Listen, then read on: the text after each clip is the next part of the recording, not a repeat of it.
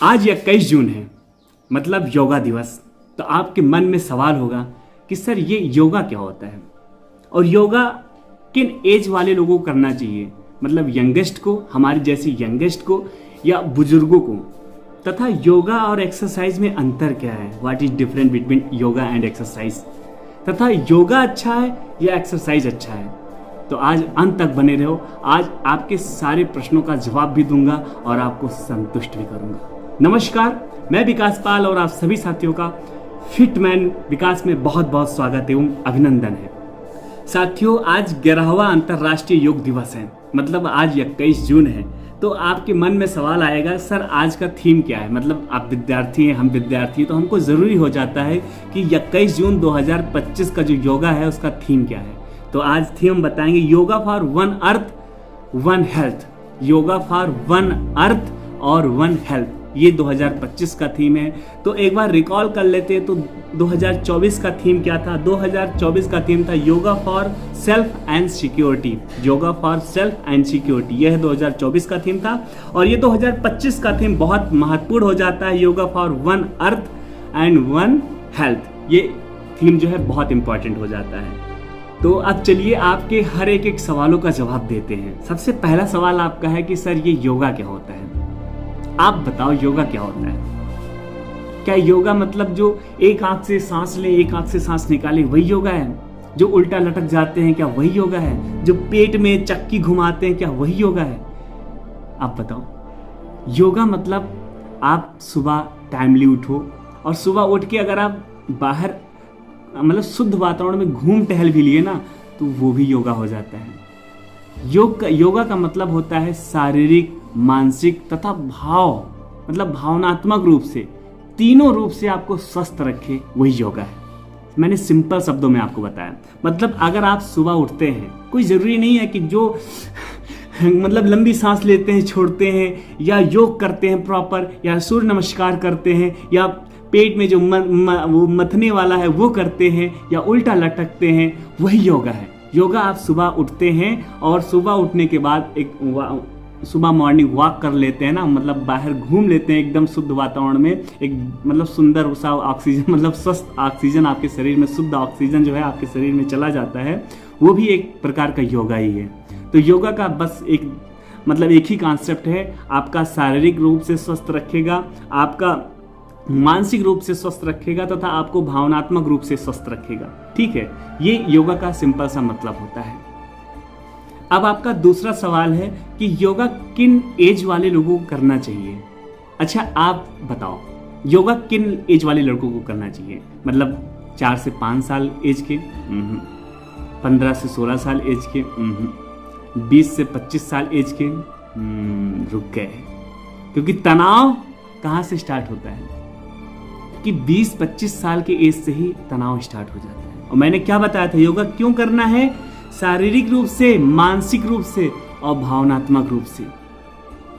अब 20 साल 21 साल के लोग जो हैं भावनाओं से जुड़ने लगते हैं, ये मानसिक रूप से परेशान होने लगते हैं। शारीरिक रूप से तो स्वस्थ होते हैं क्योंकि यंग होते हैं ना, इनके अंदर खून बन रहा है, नया खून बन रहा है, उबाल है, यंग है, तो शारीरिक रूप से कोई दिक्कत नहीं। लेकिन ये दो रूप जो है परेशान कर रहा है ना। तो यानी कि योगा जो है 21 साल अगर आप प्लस हैं तो आपको योगा करना चाहिए, प्रॉपर योगा करना चाहिए। योगा आप करोगे ना तो ये भावनात्मक तथा मानसिक रूप से स्वस्थ रहोगे, उसके साथ साथ आपके शरीर जो है, बॉडी भी है, वो भी मजबूत होगा, है ना। तो आप मैं बताता हूँ आपको, इसलिए बच्चों को हमेशा एक्सरसाइज करने के लिए बोलते हैं। अब आपका ये तीसरा प्रश्न ये भी है ना, योगा और एक्सरसाइज में अंतर क्या है? तो तीसरे प्रश्न का जवाब यही छिपा हुआ है। अब बताओ योगा और एक्सरसाइज में क्या अंतर है? एक्सरसाइज में क्या होता है? ये एक्सरसाइज में आपके बॉडी को मजबूती मिलती है, मतलब एक्सरसाइज में सिर्फ आपकी शारीरिक अभिक्रियाएं होती हैं, यानी आप अपने शरीर को मजबूत करेंगे। आप थोड़ा सा समझना मेरी बात को, ठीक है। आप अपने शरीर को मजबूत करेंगे एक्सरसाइज में, लेकिन योगा में क्या होता है, योगा में आप अपने मानसिकता मतलब मानसिक रूप से मजबूत होंगे, भावनात्मक रूप से मजबूत होंगे तथा शारीरिक रूप से मजबूत होंगे। यानी कि योगा जो है, योगा में तीनों क्रियाएं सम्मिलित हैं, लेकिन एक्सरसाइज में सिर्फ एक ही क्रिया सम्मिलित है, वो है एक्सरसाइज का।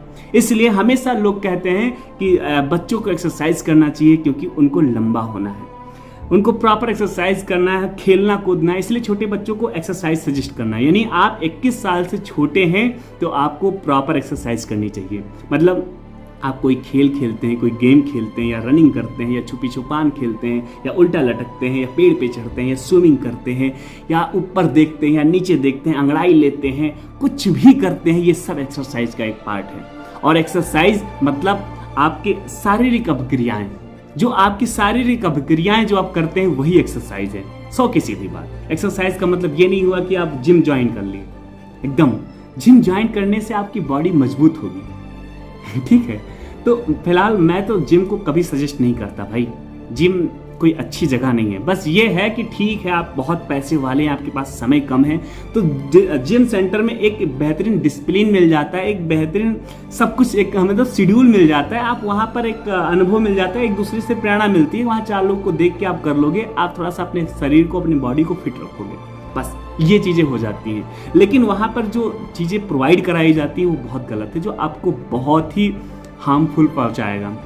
इसलिए मैं जिम को कभी सजेस्ट नहीं करता, मैं हमेशा एक्सरसाइज और योगा को सजेस्ट करता हूँ। और आज 21 जून है, आज योगा दिवस है, इसलिए जरूरी हो जाता था कि योगा और एक्सरसाइज का मतलब मैं बताऊँ। बहुत सारे ऐसे दोस्त हैं, मेरे भाई हैं, मेरी बहन है, जो जिनको नहीं पता है, तो उनका जरूरी हो जाता था। तथा अब सवाल आता है योगा अच्छा है या एक्सरसाइज। अब आप बताओ, मैंने आपको अच्छे तरीके से योगा और एक्सरसाइज के बारे में बता दिया है। आप इस प्रश्न का जवाब आप मुझे कमेंट में देंगे कि योगा अच्छा है या एक्सरसाइज, क्योंकि आपको पता चल गया ना कि योगा किसे करना है, एक्सरसाइज किसे करना है, अंतर क्या है दोनों में, योगा होता क्या है तथा अच्छा क्या है। तो इन चारों सवालों के जवाब अब आपके पास हैं। आई होप चीज़ों को बहुत बेहतरीन तरीके से मैंने समझाया है और आपने भी समझा होगा।